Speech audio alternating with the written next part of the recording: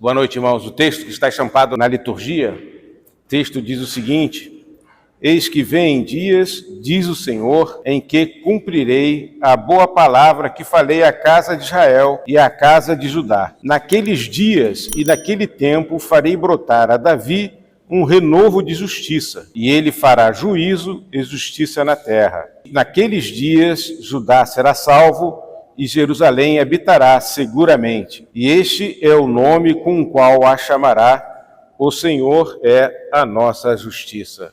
Esperança na promessa é o tema da mensagem, que se vincula a esse texto. Ele fala que cumprirá uma boa palavra. E boa aqui no texto, pelo menos numa análise, numa percepção inicial, é a palavra que registra a promessa de realização messiânica por parte de Deus, com um rei da casa de Davi que faria justiça e juízo, trazendo segurança e paz e justiça que só vem do Senhor. Então, é um texto que fala que existe uma promessa, que existe uma palavra de Deus que é boa e que ele é empenhado em cumpri-la. Quando nós falamos de profecia, e aqui integralmente, nós falamos de fatos históricos, de coisas que aconteceram no tempo. Para nos contextualizarmos, toda esta matéria ainda encontra repercussões na nossa história recente. Nós vimos nas últimas semanas o conflito entre palestinos e judeus, envolvendo os árabes também, no seu posicionamento pró-palestino.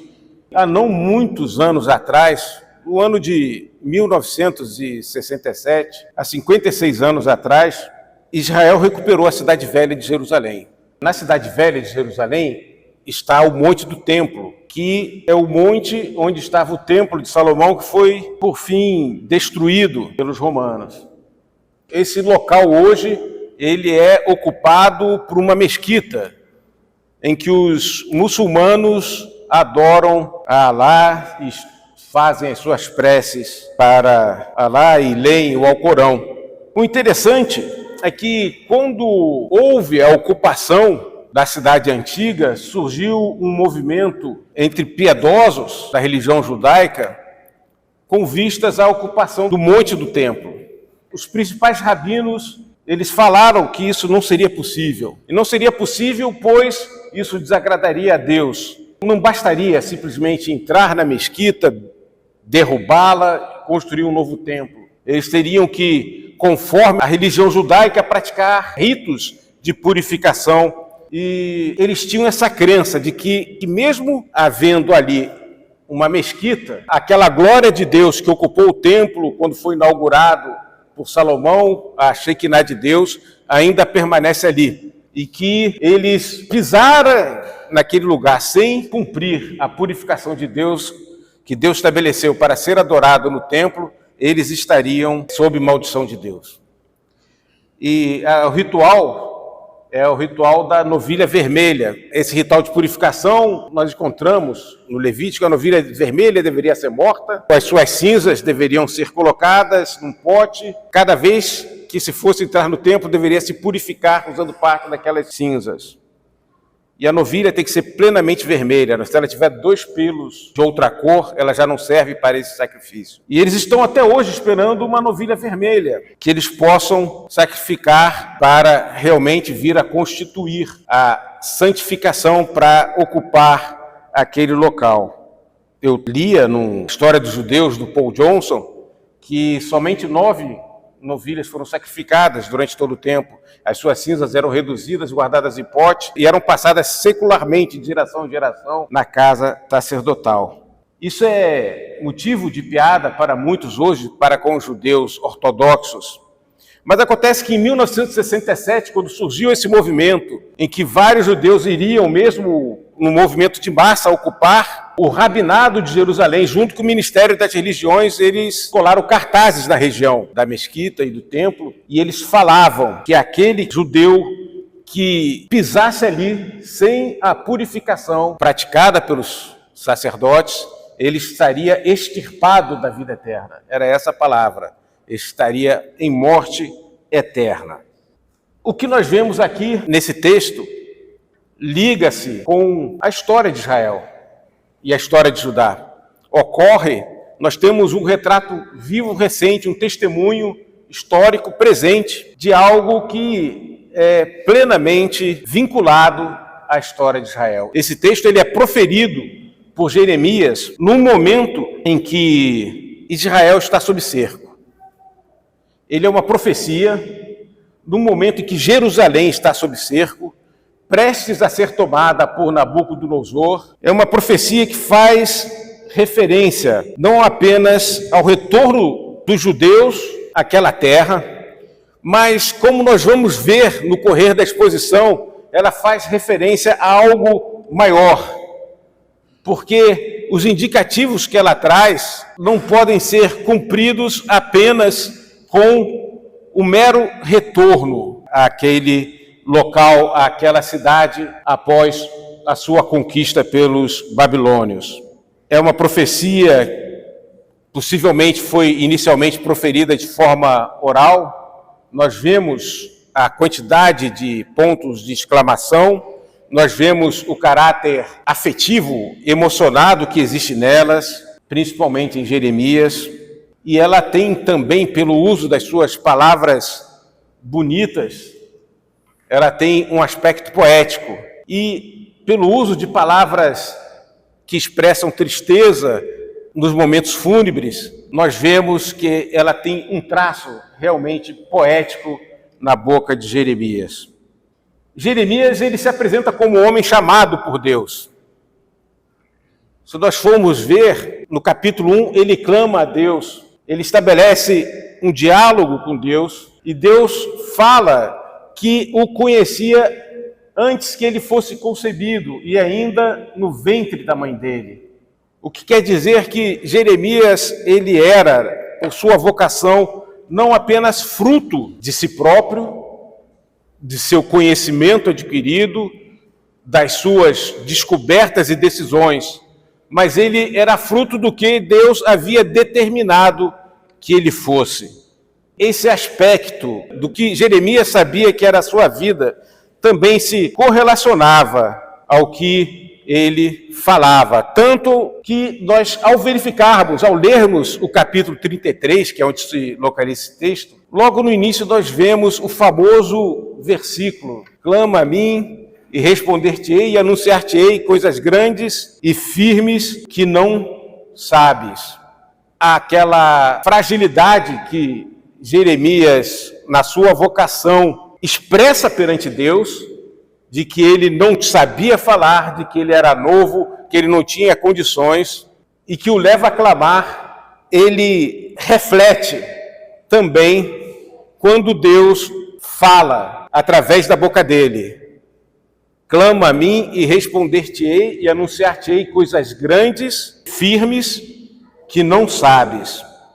E ele faz essa oração ao povo, ele prega-se ao povo, clama a mim, responder-te-ei, convocando o povo para um diálogo com Deus, quando aquele povo estava em situação tenebrosa.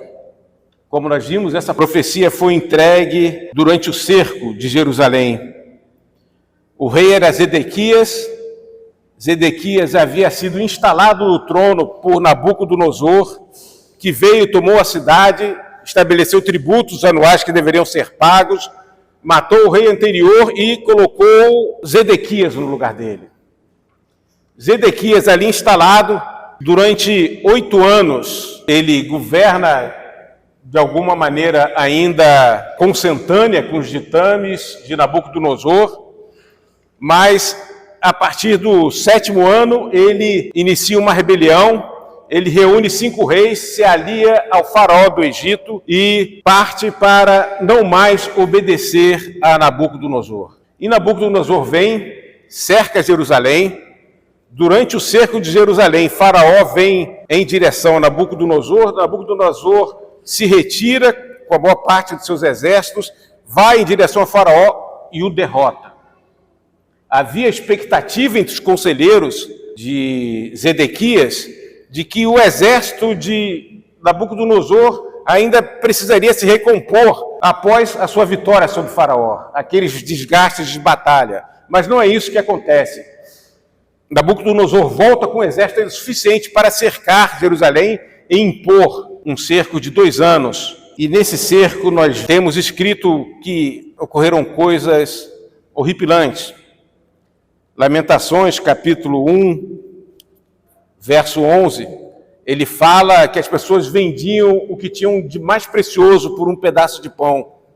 E que as mães, vejam, hoje nós temos a bênção, e para nós é inimaginável, num ambiente em que, principalmente hoje, foram batizadas crianças, mas as mães, conforme o livro de Lamentações de Jeremias expõe, elas matavam os próprios filhos que tinham no braço para comê-los durante esse cerco.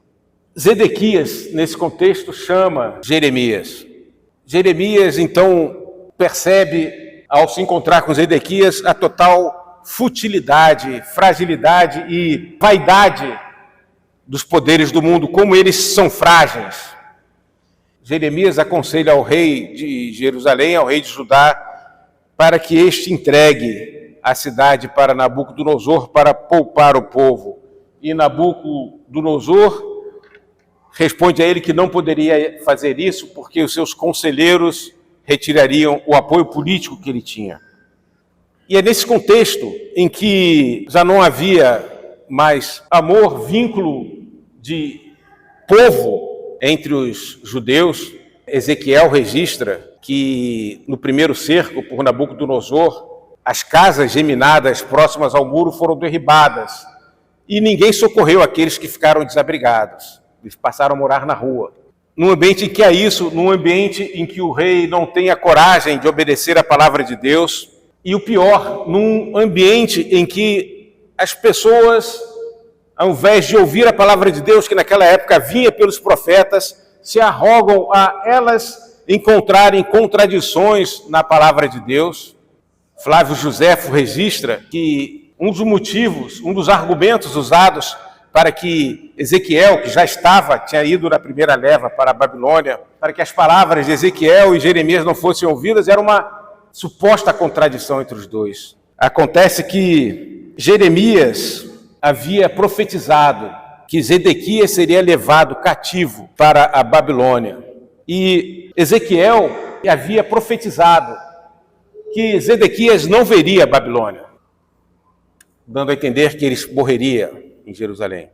Porém, o que ocorre, e aí nós vemos como as deliberações humanas acerca dos ensinamentos de Deus podem ser muito falhas, o que ocorre é que simplesmente Zedequias foi para a Babilônia, mas foi cegado antes de ir pelos babilônios, quando ele foi capturado ao tentar fugir.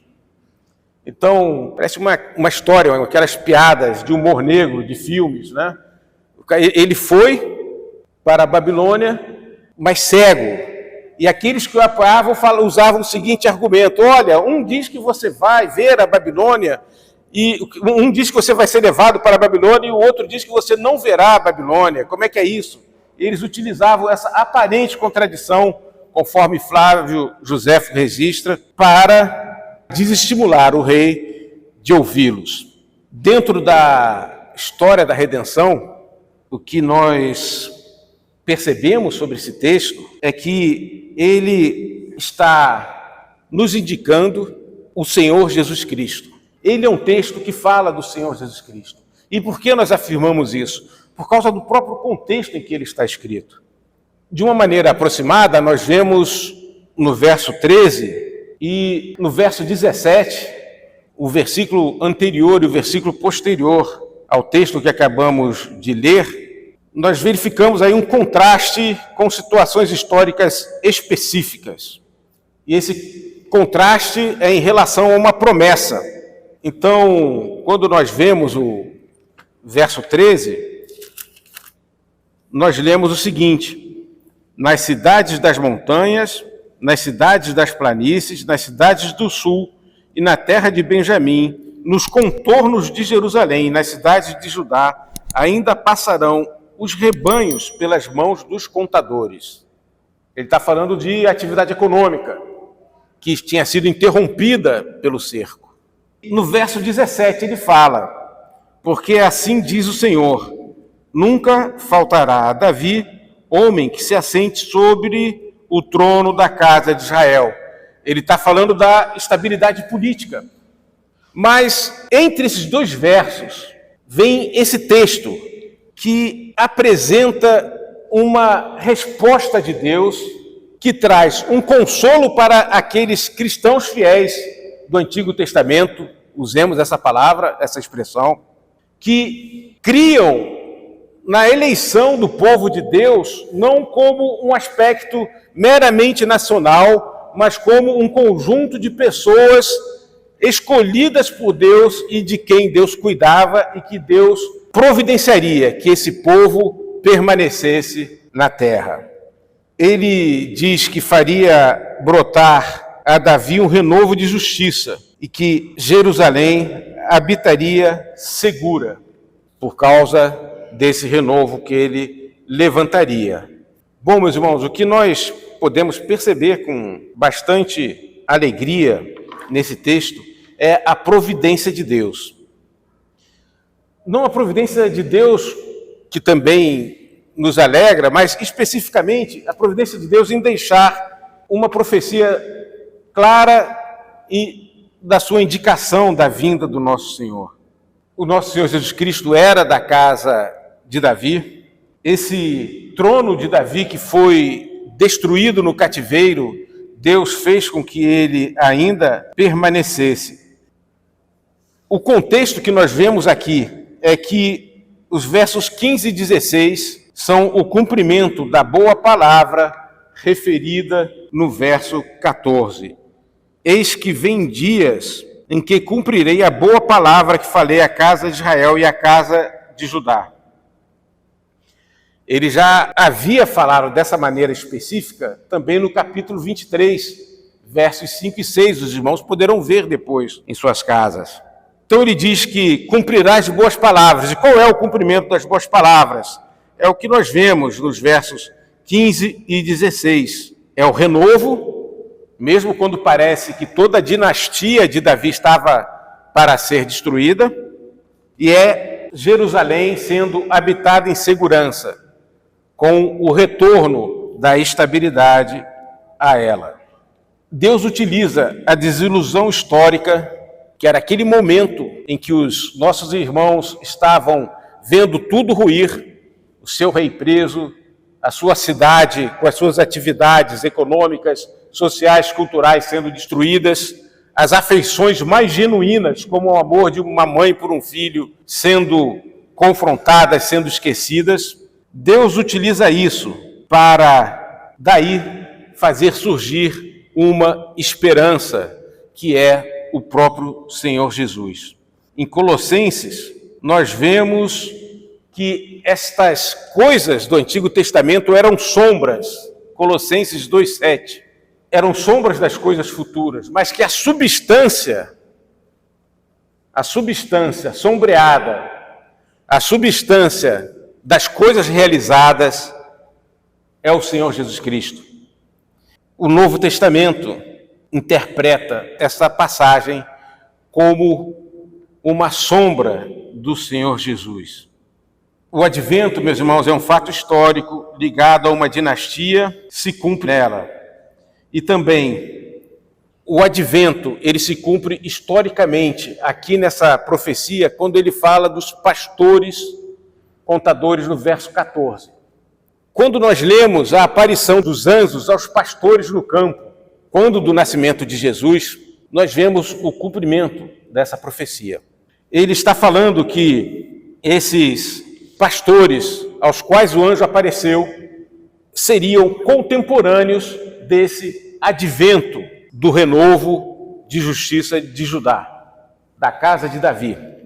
Esse evento, nós verificamos lá no capítulo 2 de Lucas, que após os pastores visitarem Jesus recém-nascido com seus pais, Maria guarda essas coisas no coração dela. Ela confere com o quê? Com a palavra do anjo que havia falado que ela iria conceber, e com as profecias do Antigo Testamento, que nós encontramos permeando o cântico dela, o Magnificat.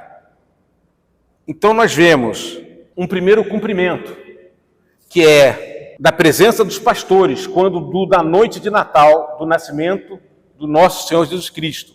E um segundo cumprimento, que é o do verso 17, o Senhor Jesus Cristo assentar-se ao final à direita de Deus como Rei e único Senhor. Essas duas circunstâncias textuais nos indicam que realmente nós estamos, nesse texto, contemplando a realização do advento pelo nosso Senhor Jesus. O cumprimento da boa palavra dele. A boa palavra que ele deu ao povo dele sendo cumprida. É isso que nós verificamos aqui.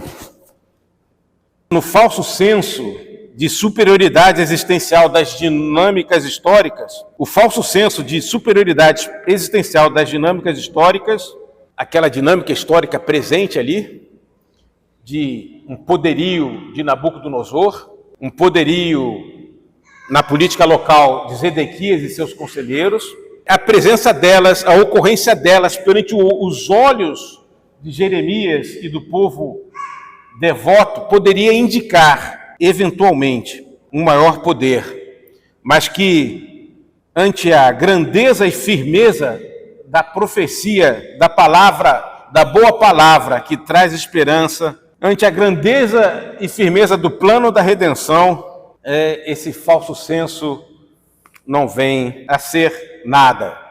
Como no cântico Magnificat Maria diz, ele exalta aos humildes, aos pastores do campo, e os ricos vêm adorá-lo e deixam seus presentes e voltam vazios. Isso se refere àquela aflição toda do cerco de Jerusalém passou, mas permaneceu o plano redentivo da humanidade ou o plano da redenção. Eu tenho apenas algumas breves aplicações, meus irmãos. São 5 aplicações e todas elas breves. A primeira aplicação é que o nascimento de Cristo deve ser encarado como algo grande e firme em relação às estruturas sociais, políticas e econômicas, que são sempre volúveis e passageiras. Tudo isso que nós vemos hoje é passageiro.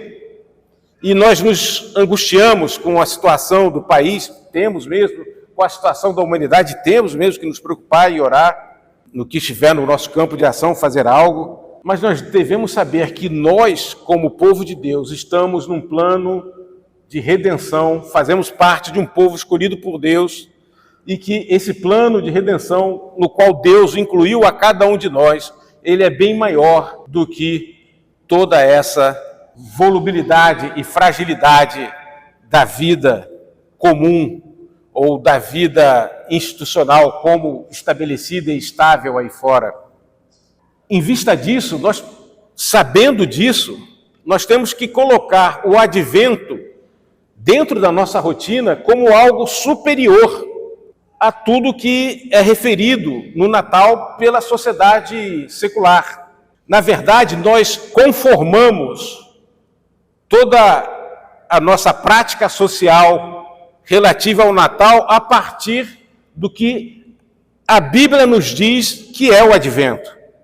Então, teremos ceia, sim, de Natal, sim, vamos compartilhar com os amigos, amigo oculto, sim, mas isso na sua posição adequada. Nunca como algo distante, algo em separado ou algo maior do que a alegria da redenção. Nós podemos tomar atitudes práticas nesse sentido, porque nós crescemos e nós vivemos numa cultura que nos bombardeia com mensagens meramente secularizadas de Natal.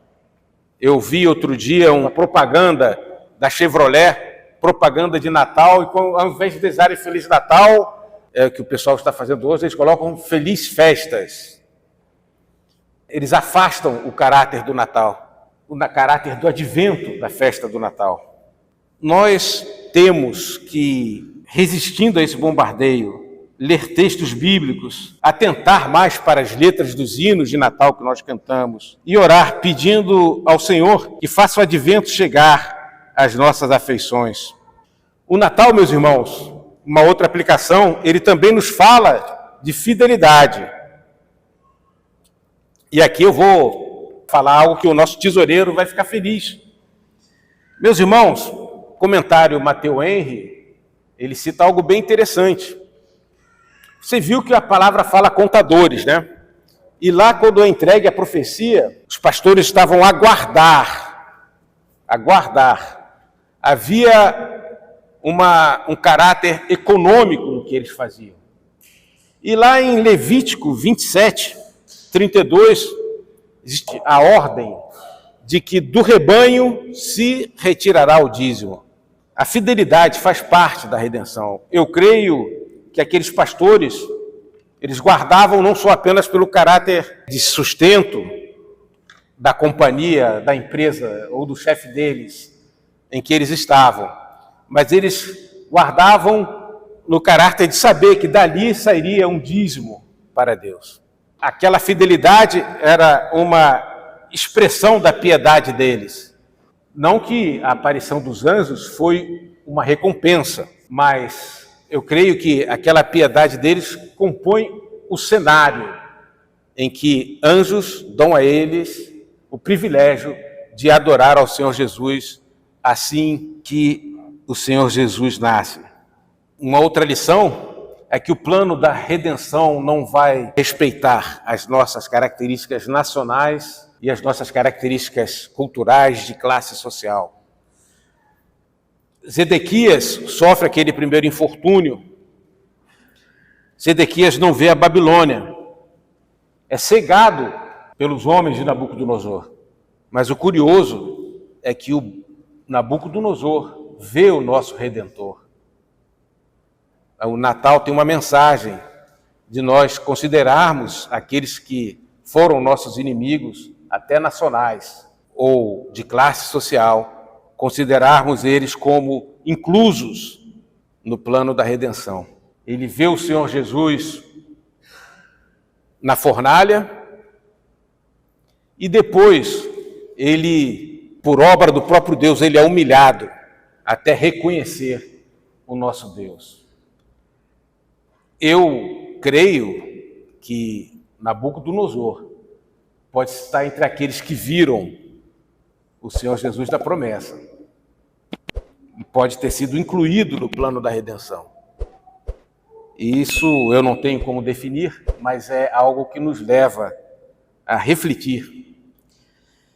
No Advento celebramos também a quenose, não propriamente a humilhação ainda, no sentido do que ele sofreu mais adiante, mas aquela humilhação no sentido de você ver o Senhor, o Deus do universo, numa manjedoura. Depois, na adolescência, trabalhando com o pai. Eu imagino, às vezes, isso é mera ilação, mas possível, ele tendo que sair como marceneiro para fazer propaganda de casa em casa. Vocês precisam de uma mesa, vocês precisam de um móvel tal. Ou ele numa feira, com os móveis que ele fez com o pai dele, exibindo, tendo que submeter a isso. Natal tem esse sentido também. Por fim, nós podemos hoje adorar aquele que nasceu em qualquer lugar. O Natal nos fala da adoração ao Senhor Jesus, ao nosso Redentor, que veio para salvar a todos. E esse Natal não precisa de novilhas vermelhas. Nós podemos acessar ao Senhor pelo sangue daquele que nasceu, sem precisar cumprir certos rituais para fazê-lo. Amém? Que Deus nos abençoe, meus irmãos, nesse advento e que nós sejamos abençoados e possamos abençoar outros durante ele.